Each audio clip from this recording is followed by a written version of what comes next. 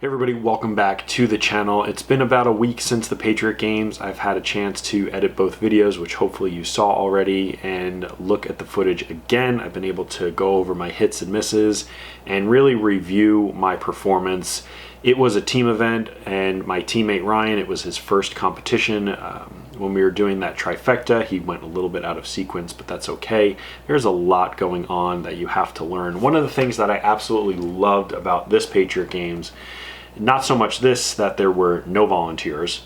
The fact that because there were no volunteers, we actually did the judging. So I was Heat 4, and Ryan and I, from Heat 4, judged Heat 2. And that allowed us to learn the shooting sequence. And I think it was so much better because a lot less confusion when you're getting to the firing line. First of all, you're telling the people you're judging how to do it, and then you're watching them. So that was something that was super fantastic. I really hope that we do that in the future. Helps keep people at the line, at the firing line, so there's no searching for people, but learning the sequence of shooting is absolutely fantastic.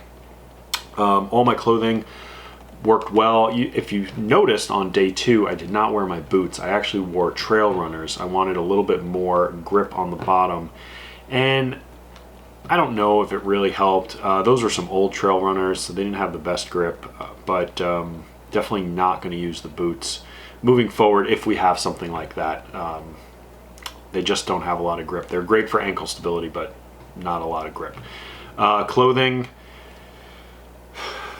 the gear, pants. If you notice Ryan, I'll show a little clip, he did the Ranger rope and he wore shorts, and he wound up getting a nasty burn on his Achilles tendon. So wearing pants is definitely essential, especially when you're going to be doing stuff like that.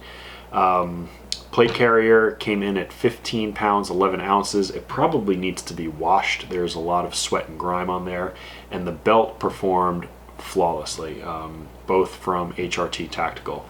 One of the biggest changes for me was wearing earbuds, and these are the Axel earbuds. I wore them the whole weekend, including doing some judging in the tower. After I finished and did the shoot house, I went back and helped do some judging in the tower, and even in that really confined space, they were absolutely fantastic. So not having the over-the-ear ear pro definitely kept me a little bit cooler. So definitely using these earbuds from now on.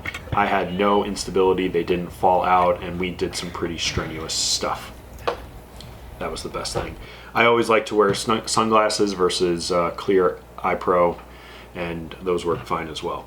So getting into the weapons, I did not use my concealed carry. We just went from the tower straight to the shoot house. You saw we had our weapons on the table, we loaded it and went through. They gave us frangible ammo because we were in a shoot house, and because this is a comped gun, sometimes the recoil is a little light and you get some light primer strikes or misfires. As long as you didn't miss, as long as it was a misfire, you were given credit for it. I went 10 for 10 through the shoot house, and I was 8 for 10, but I had 2 misfires and they didn't count against me. So I felt like I did well because I didn't shoot from afar. I went in and actually got close enough. We finished that in 2 minutes and 6 seconds, and Ryan actually shot one of the hostages, so that was a 30-second penalty. But our time of 2:06 probably could have been faster, but we did it pretty well. Moving back to the tower, we had to do the 20 burpees and then climb up the tower and then shoot from the various platforms and the window. The first platform was 100 yards and I missed 1 shot. Then we went to the window and I had trouble with my eye relief. I had trouble in that position. You saw me standing in the window and I missed, and that was out to about 250, 275. I missed 4 of the 5 shots on that one. We went up to the next platform, which was floor 4, I think, and I hit 4 of 5, and then we went to the top platform, which is the 6th story, and I hit 4 of 5, 3 or 4 of 5. So I've got all my percentages here. And then that third event on the Saturday, we had to do the axle bar ground overhead and then that sled carry. That sled carry was 300 pounds, or the sled pull was 300 pounds. We were able to distribute the weight any which way we wanted, and I wanted to do as little weight on the axle bar and pull the sled with as much weight as possible, because going fast with the ground overheads was what was limiting some of the people who went a little heavier.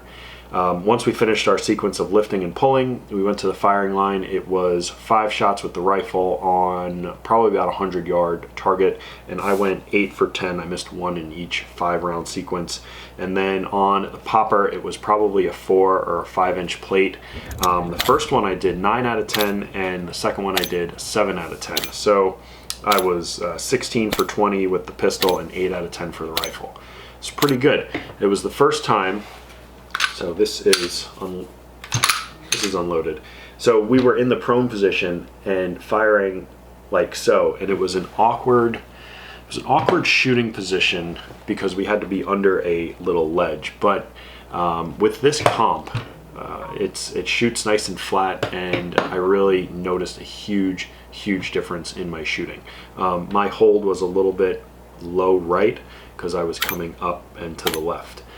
You just couldn't really lock your arms out. That was a tough position in the prone position. And then let's see, one of the magazines. So I have these pull tabs on the bottom of my magazines, and one of the mags that I was using, it broke. So this one's probably going to go out of commission, and we'll just have to get another replacement because I went to pull it and the handle came off. On that first event for day 2, we had to run around with that worm, go over the walls and through the tube, and then carry the worm and do burpees and all that stuff, get us nice and tired. And then we went to the Trifecta. We weren't very far from the Trifecta, maybe 7 to 10 yards, if that. And it's always a difficult shot because you're aiming down. You've got a shorter shot and you're aiming down, so your holds are off and whatnot. But I actually did really well on that. The first one I went 3 for 3, the second one I went 2 for 3, and the third one I went 2 for 3. And that is, for me, the Trifecta is always an issue, and for most people it's always an issue, especially the non-elite guys. There are 2 groups of people in the Patriot games or any tactical competition. There's the people that excel really well at the fitness, and then there's the people that are really good shooters. Usually in the elite division, that's both, but usually one or the other. You're usually a really good shooter or really fit, and your shooting is I was deficient on both of them in the beginning when I started, but now I'm getting a little bit better.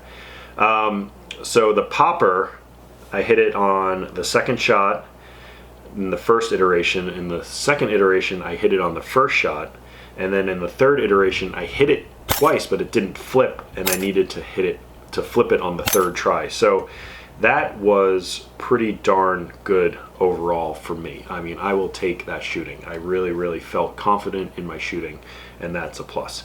And then we went over to that next bay where we put the axle bar on our shoulders, and we walked over, and we had to do, one person did 5 or 10 rounds with the rifle. Was it 10?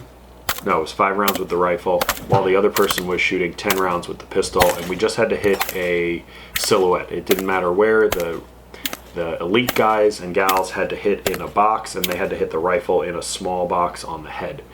But in that first one, I went 10 for 10, but my judge said I hit 11. I shot 11 times. And when I went back, I only counted I counted 10. So then he told me to go 9 in the next one. So I went 9. So officially, I only shot 39 pistol shots. And I was marked for 55 out of 55, which didn't make a big deal. But the majority of the shots were very close to that A zone, which I was happy about. We were a little stressed and whatnot, but it was really good shooting. I was very happy. So I tallied everything up. On the pistol, I was either 35 or 36 for 45. So I only missed 10 shots, which is 78% hit rate. It's pretty good. And that was the rifle, sorry, 78% on the rifle.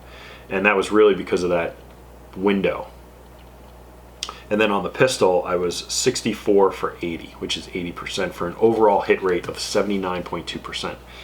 I'm really happy with that. I really, really am. It was a really, really good showing on my part. And a couple of things that were going on. So my partner Ryan, we had to share a rifle in that fourth event, or the first event on Sunday. And he had Gen 2 mags, rifle mags, and he kept getting failure to feed. It would eject, but it wouldn't feed.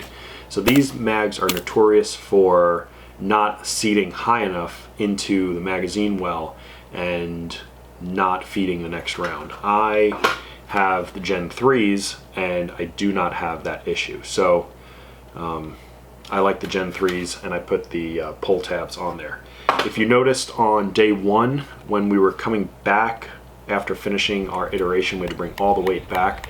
I lifted the axle bar and my pistol fell out. And that is a huge, huge mistake. And normally really, really good retention on that holster. But looking closely, I realized what happened. And this is my sling mount up here, and it's a mag pull, and it sits off of the side. So what happened was, when I lifted the axle bar, this sling mount was underneath the pistol grip, and it just kind of lifted it up and fell out of my holster. So normally that is very, very bad, especially if you're running with hot weapons. We do not run with hot weapons, except for on Sunday morning we did. But I am going to change this because I cannot have that happen again. I'm going to get one of the M-LOK sling mounts instead of this tab, because it does stick out about an inch, and that's I do not want that to happen again. So I want something a little bit more flush mount. Like I said, the eye relief was a little bit off. Even on the ones that I hit from far distance, I did not have a perfect sight picture in my optic, which is kind of odd because this has been a real rock solid combo. So I have an LPVO that I might just put together another rifle. I did sign up for the wait list for the Mammoth Sniper Challenge, and I said that I would have to be a secondary rifle, which would be 223 or 556.